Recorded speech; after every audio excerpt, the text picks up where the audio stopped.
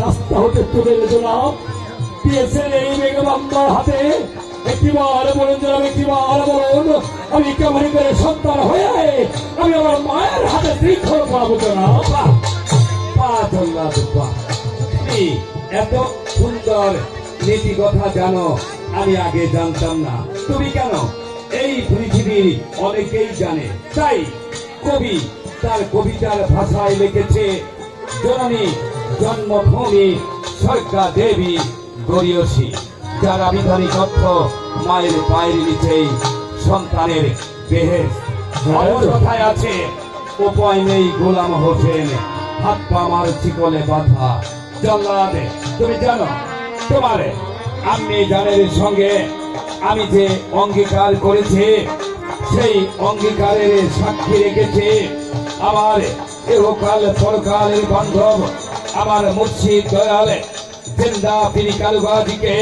আমি যদি আমার অঙ্গীকার রক্ষা করতে না পারি, আমার মুর্শিদ আমার প্রতি বেজার হয়ে যাবে।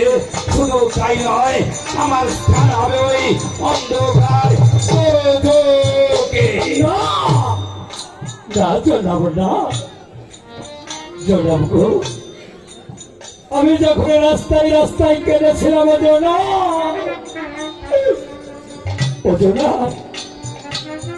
আমার যে গর্ব ধরে মা জনাব গো, আমার যে আমি তাও জানি না জনাব যেদিন রাস্তা হতে তুলে নেই বেগম আমার হাতে দিয়েছে জনাব গো, আমার এই বেগম আম্মা আমাকে লালন পালন করেছে, আমার মুখে অন্ন তুলে দিয়েছে। একবার অঙ্গীকার ভঙ্গ করলে কবি আপনাকে অন্ধকার জনবাসী হতে হয় জনাব গো। আমি যে সেই সন্তান হয়ে কখনো চাইব না আমার পিতা মাতা কখনো অন্ধকার জনবাসী হয়ে যায়। তুমি সুন্দর কথা বলেছ, তবে তুমি একটি কথা জেনে রেখো, যেদিন হইতে আমি আহলে ভায়াত মৌলার পাকওয়ানকে ভালোবেসে আমার এই দেহ মন প্রাণ সর্বস্ব বিনামূল্যে আমার মুর্শিদ দয়াল জিন্দা পীর কালুগাজীর চরণে বিনামূল্যে অর্পণ করে দিয়েছি, সেদিন হতে আমি আমার বলতে কোনো কিছু রাখিনি। তাই তো সেই দিন হতে আমি আমার মুখে মিথ্যা কথা বলি না। আমি যদি চাইনি ঝড়ের বাচ্চা মিথ্যা কথা বলি, তাহলে আমার পুরা সাধারণ বলবে সাড়ে সেকেন্ডার বাচ্চা মিথ্যাবাদী এবং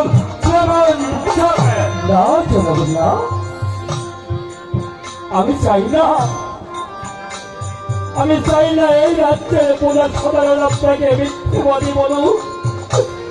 আমি চাই না এই রাজ্যে পুরা সাধারণ আপনাকে প্রবঞ্চনা বলুক। আগে আজ আমার সদগ্রস্ত হলেও যে আমি আমার মাকে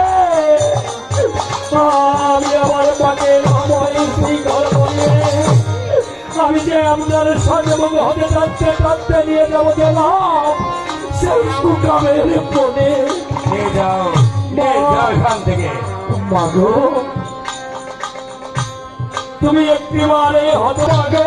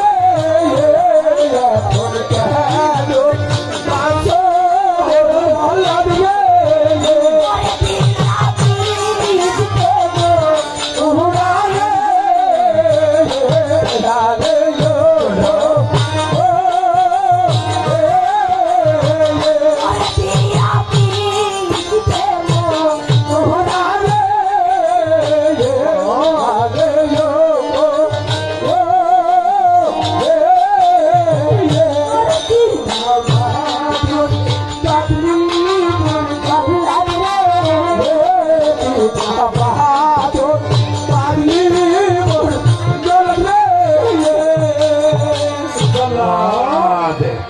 এই মায়া কান্না শোনার মতো সময় আমার নেই, তাই তো বলছে আর বিলম্ব নয়, তুমি তোমার আম্মি জানিকে নিয়ে যাও, দেখা সই নির্বাসনে। নিয়ে যাচ্ছি জনাব, নিয়ে যাচ্ছি।